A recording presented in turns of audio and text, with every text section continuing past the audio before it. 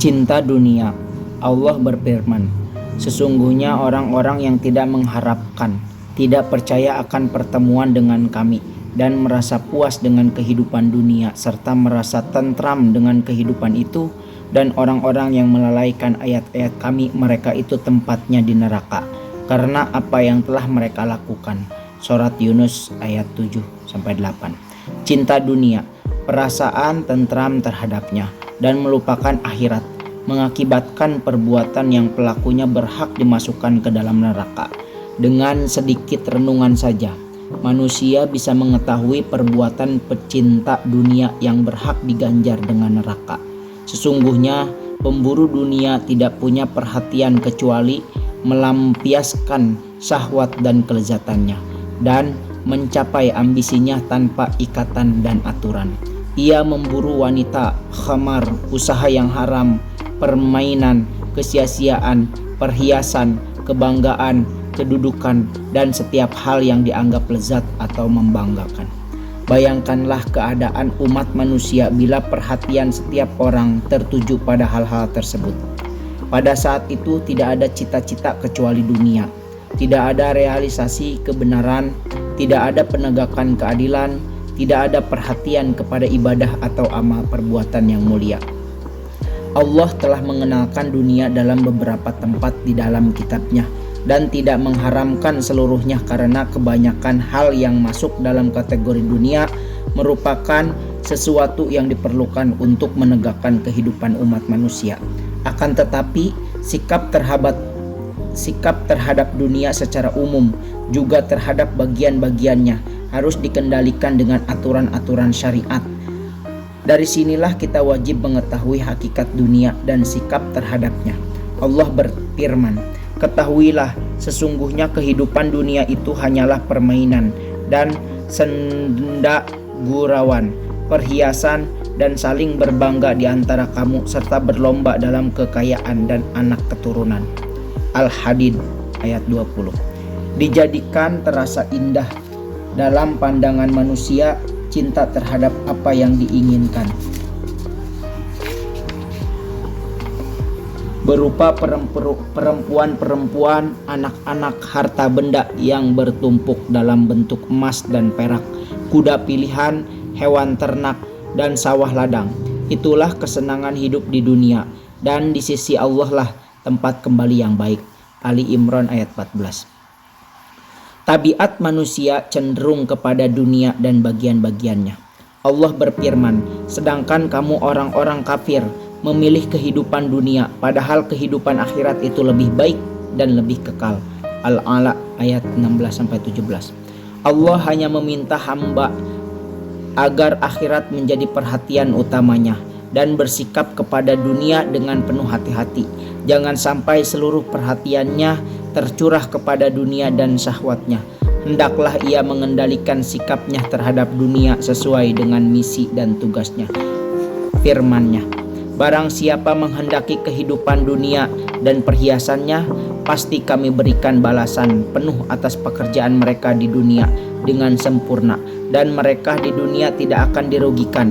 Itulah orang-orang yang tidak memperoleh sesuatu di akhirat kecuali neraka. Dan sia-sialah di sana apa yang telah mereka usahakan di dunia, dan terhapuslah apa yang telah mereka kerjakan. Surat Al-Hud ayat 15-16. Barang siapa menghendaki kehidupan sekarang duniawi, maka kami segerakan baginya di dunia ini apa yang kami kehendaki bagi orang yang kami kehendaki. Kemudian kami sediakan baginya di akhirat neraka jahanam. Dia akan memasukinya dalam keadaan tercela dan terusir. Dan ingatlah pada hari ketika orang-orang kafir dihidupkan ke neraka, seraya dikatakan kepada mereka, kamu telah menghabiskan rezeki yang baik untuk kehidupan duniamu, dan kamu telah bersenang-senang menikmatinya.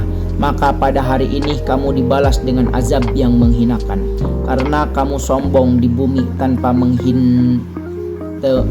mengindahkan kebenaran, dan karena kamu berbuat durhaka, tidak taat kepada Allah. Surat Al-Ahqaf ayat 20. Jadi kesombongan di muka bumi merupakan bentuk penentangan terhadap perintah Allah. Hal itu karena menjadikan dunia sebagai satu-satunya tujuan oleh manusia. Oleh sebab itu, mengendalikan hawa nafsu dalam urusan dunia dan mengobatinya termasuk tuntutan terpenting bagi manusia. Barangkali pada titik inilah terjadinya perbedaan antara orang kafir dan orang beriman. Filsafat barat yang kapitalis dan timur yang komunis, juga banyak falsafah lain dari penduduk dunia ini didasarkan pada anggapan bahwa dunia adalah sasaran satu-satunya. Sementara itu, siapa yang bertujuan mencari akhirat dari para pengikut agama-agama lain dari kalangan non-muslim adalah tersesat jalan karena tidak ada surga tanpa Islam. Oleh sebab itu, tujuan mencapai akhirat termasuk hal terpenting yang harus diingatkan, diserukan, dan dijadikan sebagai agenda tarbiyah kepada kaum muslimin dan non-muslimin. Sekalipun pembahasan ini ditujukan secara khusus kepada kaum muslimin. Tercelanya dunia. Ayat-ayat yang menyebutkan tercelanya dunia sangat banyak. Mayoritas ayat Al-Quran mengandung celaan terhadap dunia, memalingkan makhluk darinya, dan mengajak mereka kepada akhirat. Bahkan tujuan diutusnya para nabi dan rasul tidak lain adalah untuk hal itu. Karena itu kami tidak perlu lagi menyebutkan ayat-ayat Al-Quran tersebut di sini. Berikut ini kami sebutkan sebagian nas hadis yang berbicara masalah ini. Diriwayatkan bahwa ketika melewati bangkai seekor kambing, Rasulullah SAW bersabda, "Tidakkah kalian melihat kambing ini hina bagi pemiliknya?" Para sahabat menjawab, "Benar." Rasulullah SAW bersabda, "Demi zat yang menguasai diriku, sesungguhnya dunia itu lebih hina bagi Allah daripada kambing ini bagi pemiliknya. Seandainya dunia itu seimbang di sisi Allah dengan sayap seekor nyamuk, niscaya Allah tidak akan memberikan minum kepada orang kafir dari dunia seteguk air pun." Hadis riwayat Ibnu Majah dan Al-Hakim. Nabi SAW juga bersabda, "Ad-dunya sijnul mu'mini wa jannatul kafir." Dunia itu penjara bagi orang mukmin dan surga bagi orang kafir. "Ad-dunya mal'unatun mal'unun ma fihi illa ma kana lillahi minha." Dunia itu terkutuklah apa yang ada di dalamnya kecuali yang ditujukan kepada Allah.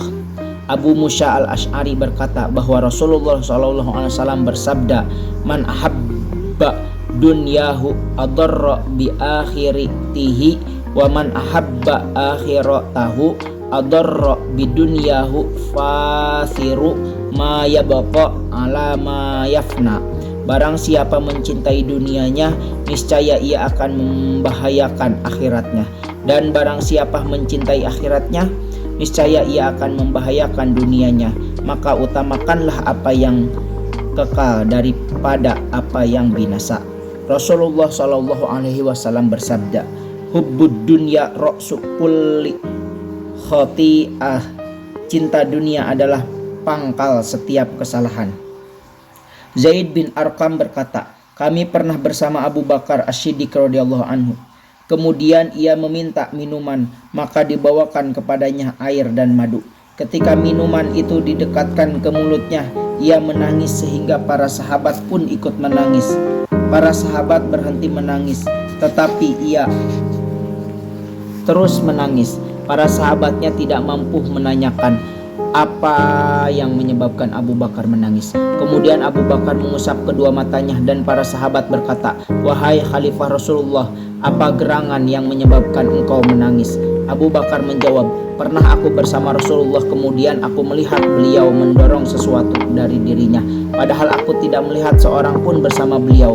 Maka aku bertanya, wahai Rasulullah, apakah sesuatu yang engkau dorong dari dirimu?" Rasulullah SAW menjawab, "Dunia telah menjelma dalam bentuknya kepadaku." Maka aku berkata kepadanya, "Jauhlah engkau."